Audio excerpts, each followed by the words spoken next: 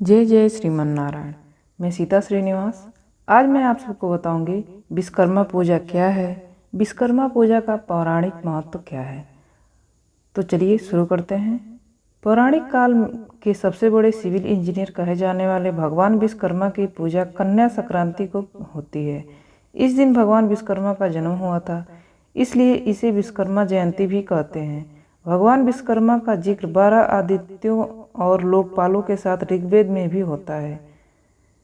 प्राचीन काल की इन राजधानियों का किया निर्माण। विश्वकर्मा जी ने प्राचीन काल में किन किन राजधानियों का निर्माण किया था, ये मैं बताने जा रही हूँ। मान्यता है कि प्राचीन काल में जितनी राजधानियाँ थीं उनका निर्माण भगवान विश्वकर्मा के द्वारा ही किया गया। सतयुग का स्वर्गलोक, त्रेता युग की लंका, द्वापर की द्वारिका या फिर कलयुग का हस्तिनापुर हो। सुदामापुरी की तत्क्षण रचना के बारे में भी यह कहा जाता है कि उसके निर्माता विश्वकर्मा ही थे। इस तरह हुई भगवान विश्वकर्मा की उत्पत्ति। भगवान विश्वकर्मा की उत्पत्ति किस प्रकार हुई, ये सुनिए। एक कथा के अनुसार सृष्टि के प्रारंभ से सर्वप्रथम नारायण अर्थात साक्षात भगवान विष्णु सागर में शेष शय्या पर प्रकट हुए।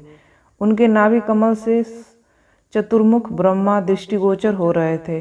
ब्रह्मा के पुत्र धर्म तथा धर्म के पुत्र वास्तुदेव हुए। कहा जाता है कि धर्म की वस्तु नामक स्त्री से उत्पन्न वास्तु सातवें पुत्र थे, जो शिल्प शास्त्र के आदि प्रवर्तक थे। उन्हीं वास्तुदेव की अंगिरसी नामक पत्नी से विश्वकर्मा उत्पन्न हुए। पिता की भांति विश्वकर्मा भी वास्तुकला के अद्वितीय आचार्य बने। भगवान विश्वकर्मा के अनेक रूप। भगवान विश्वकर्मा के कितने रूप हैं? भगवान विश्वकर्मा के अनेक रूप बताए जाते हैं। 2 बाहु वाले, 4 बाहु एवं 10 बाहु वाले तथा 1 मुख, 4 मुख एवं 5 मुख वाले। उनके मनु, मय, त्वष्या, त्वष्टा, शिल्पी एवं दैवज्ञ नामक 5 पुत्र हैं। यह भी मान्यता है कि पांचों वास्तुशिल्प की अलग अलग विधाओं में पारंगत थे और उन्होंने कई वस्तुओं का आविष्कार किया। इस प्रसंग में मनु को लोहे से, तो मय की लकड़ी, त्वष्टा को कांसे एवं तामे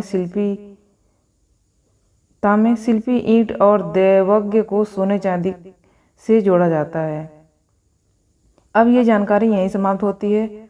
अगला मेरा वीडियो रहेगा कि विश्वकर्मा भगवान की पूजा कैसे करते हैं, विश्वकर्मा पूजा कैसे किया जाता है। तो ये जानकारी आपको कैसी लगी? इस तरह की जानकारियाँ पाने के लिए इस चैनल को सब्सक्राइब कर दीजिएगा। आपका दिन शुभ हो, आपका दिन मंगलमय हो, आपका दिन सुखी सुखी बीते। इसी आशा और विश्वास के साथ इस वीडियो को समाप्त करती हूँ।